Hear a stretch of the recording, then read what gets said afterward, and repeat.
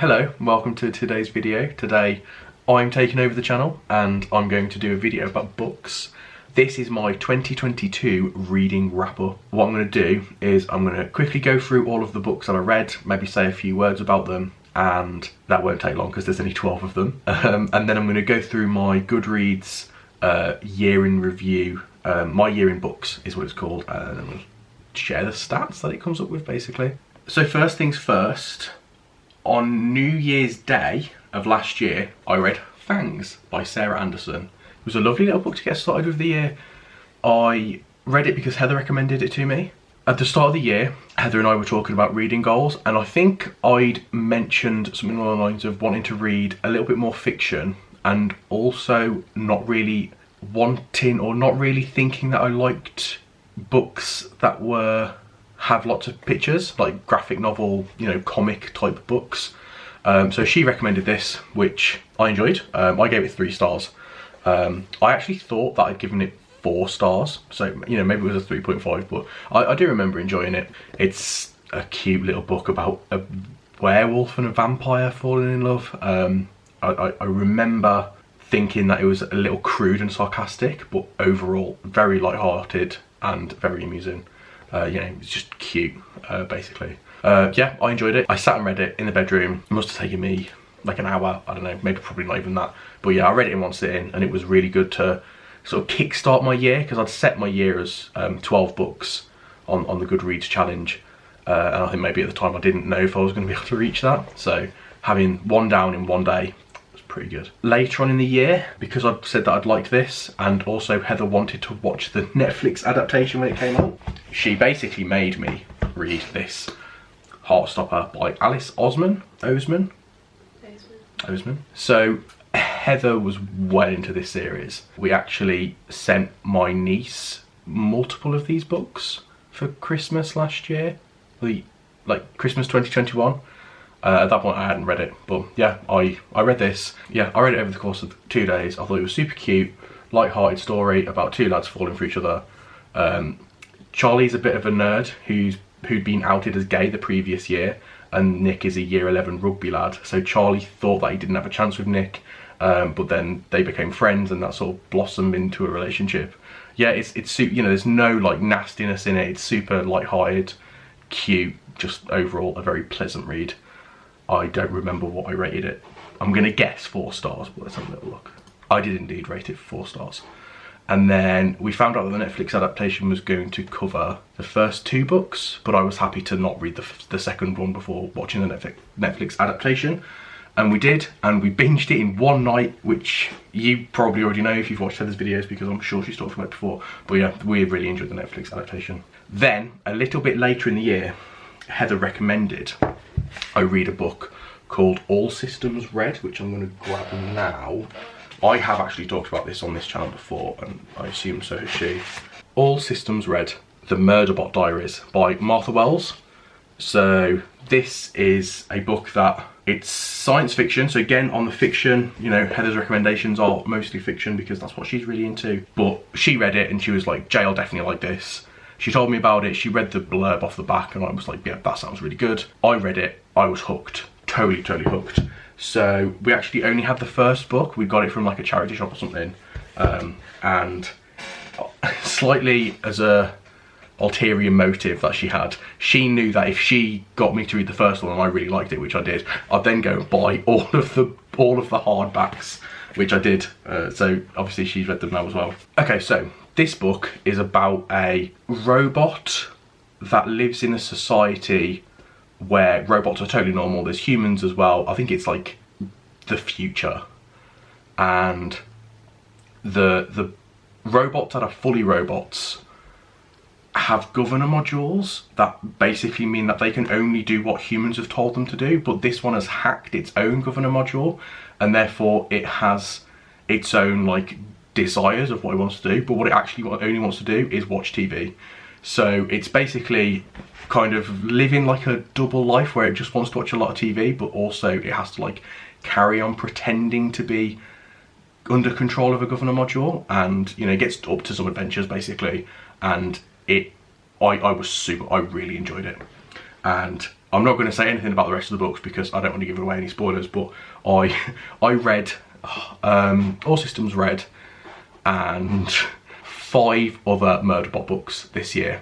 There is another one which I started called Fugitive Telemetry, but I didn't actually finish it last year and I haven't finished it yet because it came after the book Network Effect, which I loved that book so much. It was so good. So the book after it not being quite as good as the previous book, kind of, I think I just got a little bit salty about it, but I think I'm now at the point where I do actually really want to read it. So hopefully if you subscribe to the channel and wait a year and watch this video in 1 year's time, I'll be like, I finally read Fugitive Telemetry. It was great. So yeah, hopefully that's the case. So yeah, for the first half of the year, it turns out I was only finishing fiction books. I was also reading non-fiction. It turns out I read fiction a lot faster than non-fiction. I think it's because I figure out very quickly if I'm actually into a fiction book, and then if I am actually into it, it's all I really want to do. Whereas non-fiction, I tend to have a few going on in the background and they seem to take a long time to read, which is fine. I think I'm in the middle of about 5 non-fiction books at the moment. But the next book that I finished was called Hyperfocus, and I have it here. It is by Chris Bailey. It's worth reading. I think it was good. I did enjoy reading it. I think I rated it 4 stars. Yep, I did indeed rate it 4 stars. I wrote more recently that it's a little fluffy and can get repetitive, but it's got some really good ideas. I think the main thing that I took away from it is there's 2 modes of thinking where you sort of like, your brain can be very focused on something, or your brain can be very scattered, but not necessarily in a bad way, just like taking multiple things in at the same time, and it calls them hyperfocus and scatterfocus. And it kind of introduces this idea of scatterfocus as being an intentional thing that you do where you can let your mind wander, and when you allow yourself to be in that state, it can help you solve sort of issues that you're facing, you know, creative. It allows your mind to be creative, basically. Yeah, it was really good. It's a book about attention and how to manage it, basically. If they're something that you're interested in reading more about, then yeah, maybe read it. For my birthday in October, although I actually received it a little bit early, Heather bought me a Kindle, which means that for the rest of the year, all of the books that I finished are digital books. So there's a book that I've been wanting to read for ages that I knew was probably going to be a digital one because I don't think it's like shipped to this country, and that's called Anything You Want by Derek Sivers.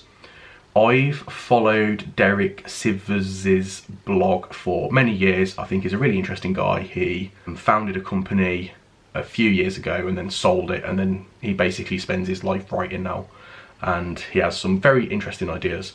And he wrote a book called Anything You Want, 40 Lessons for a New Kind of Entrepreneur, and it was super quick to read. You know, there's no fluff. It's a very short book, but it's quite dense in terms of each idea is sort of neatly packaged. I'm not going to go into any of the ideas that he spoke about because I think they all kind of need to be put into context, but if you're interested in entrepreneurship or being intentional with how you live your life, I think it's definitely worth reading. I read, I don't know if I finished it. I must have not finished it because obviously Goodreads says I didn't finish it, but I think I got most of the way through another one of his books called How to Live, and that just wasn't for me. So, you know, me saying you really should read Anything You Want, that's like a genuine thing. I'm not like trying to like big up this guy. But yeah, Anything You Want by Derek Sivers. I very much enjoyed it. I read it on the Kindle, maybe with some like video editing powers. Heather will make it display here. Maybe not. Maybe I'll make her look like an idiot. Yeah. The next book after that, we've only got 2 more, is Humble Pie by Matt Parker. Again, video editing. I read this on holiday. Matt Parker's a YouTuber and mathematician man. I've watched his YouTube videos for a long time, and I knew that he had a book. Its subtitle is A Comedy of Maths Errors, which I think kind of sums up like what it's about. And I knew that he had that book, and I've been wanting to read it for a long time. I just never got around to it. It was on Kindle Unlimited when I got my Kindle, and I thought, yeah, I'll just read it. And I've really enjoyed it. I think we were on holiday for like a week, and I didn't even make that much time to read, but all of the time that I did make to read, I just powered through this book. I really enjoyed it. It makes maths fun, really. It talks about maths, but in a very accessible way, and it's very humorous, and I just, yeah, Heather's in the background going geeky. It is very geeky. It's, you know, he talks about some times where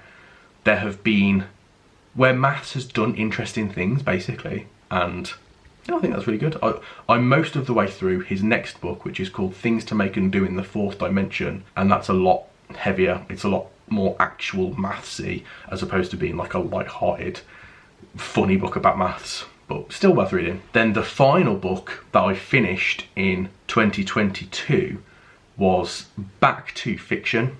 It's called Comfort Me with Apples, and it's by Catherine M. Valente. So Comfort Me with Apples is a book, it's a novella. It was very short. I literally read it in one night. It must have been about 6 o'clock. Heather had told me about it. She wasn't even recommending it. She was telling me about it because she wanted to read it. So her description of it made me buy it and then spend the whole night reading it, and it was fantastic. I rated it 4 stars apparently. I don't know why, apparently I just really don't like rating books 5 stars. Thinking about it, actually I rated all of the Murderbot books 5 stars. I just glossed over that fact apparently. So it is a horror fantasy type novella. I don't think I actually realised it was horror until I was halfway through reading it and things started to get a bit weird. I really don't want to say too much about it because there's not so much of a twist, but something happens at the end that makes it all kind of like think, wow. And if I say anything more about it, I think it might kind of ruin that. But basically the whole way through, you're kind of thinking this is really weird, and you're kind of wondering like how things are going to fall into place. And the way it does fall into place is very unexpected, and I was super gripped. And then when I finished it, I woke Heather up to be like, I figured it out, I know what the thing is. And she was like, well done, and go back to sleep. But yeah, I really enjoyed it. I think it was really good. Before we look at the stats, Heather's just asked me to talk about whether or not I would recommend the books. But the question is, Heather, recommend them to whom? Because everyone's different. Would I recommend them all to myself? Yes, which is why I actually finished them. So let's go through and talk about who I would recommend each book to. So, Comfort Me with Apples. If you enjoy things that kind of mess with your head a little bit, yes, definitely. Humble Pie, if you're a bit of a geek, yes. Anything You Want by Derek Sivers. If you're a bit of a geek or you're into the whole like entrepreneurial stuff, then yes, you should read this. Hyperfocus, if you struggle to direct your attention to the things that you want to direct your attention to, I think it's worth at least considering reading it. There's nothing life-changing in there.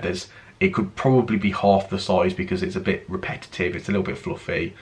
I mean, I enjoyed reading it. I think there's some valid points in there. If it's something that you've done a lot of research into, it may well be that everything in that book you already know. It's just worded in a good way. So, hard to say with that one. If you like sci-fi in general at all, I definitely think you should read All Systems Red, which is the first Murderbot book. And then from there you can decide if you want to read the rest of them. Heartstopper, I think everyone should read it. I don't see any reason why you'd want to not read it. Like, you know, it's just incredibly light-hearted, and I don't know, it's a bit cute. And if someone doesn't fancy reading it because they don't like reading overly, I mean, it's mainly pictures. It's like a cartoon. It's annotated.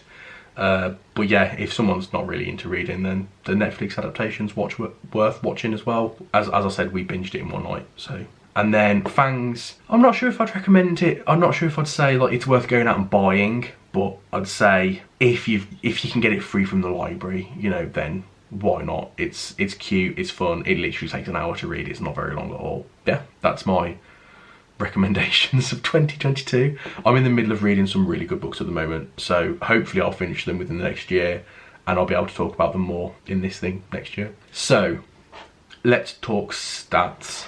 12 books read, I already said that. 2,168 pages read. which means that the average length of book that I read is 180 pages. Is that quite a short book, 180 pages? It's on the border of whether it's classed as a novella or not. So yeah, 2,168 pages read. And obviously I read a lot more than that because of books that I started in 2022 that I have not yet finished. I'm not sure if there's any ones that I started in 2021 that I didn't finish in 2022. Who knows? Not me. Oh, the average book length in 2020 is just 180 pages. Where did you think I was reading it literally from? says it right below. I didn't need to do the maths at all. The most shelved is Anything You Want by Derek Sivers, which is surprising because I actually thought that would be the least well-known book on here. Or 50,000 other people have also said that they at least want to read that book, which is a little bit shocking to me, actually. Like, all the rest of them are like, this is just some guy who writes books. I suppose all authors are just some person who write books, aren't they? But I'm trying to this is just some guy on the internet that I happened to stumble upon his blog in like 2017, and he also writes books. He's not, at least I didn't think he was known for being an author. So I am super surprised that the most shelved book is this one. And the least shelved is Humble Pie, with only 225 people, which is a shame because it's really good. It's really easy to read. You know, maybe they should make kids read it in school. The ones who go, oh, the maths is a pointless subject. We're never going to need this in real life.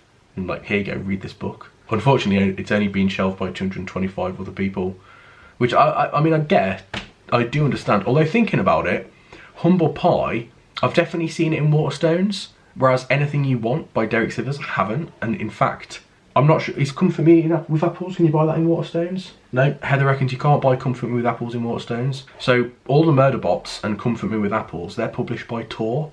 So apparently that means that you have to go to like a special, you know, like comic store rather than buy them from Waterstones. So, or order them online, obviously. But yeah, I mean, I'm pretty shocked actually. But yeah, my average rating for 2022 was 4.6, which makes sense because I gave all the Murderbots 5 stars, I think, and then all of the rest of them 4 stars. I only finish books that I really enjoy. If I am halfway through a book and I'm not enjoying it, I'm going to put it down one day and never touch it again. So it doesn't surprise me that I tend to rate highly. That's a DNFJ. It's called a DNF. A DNF.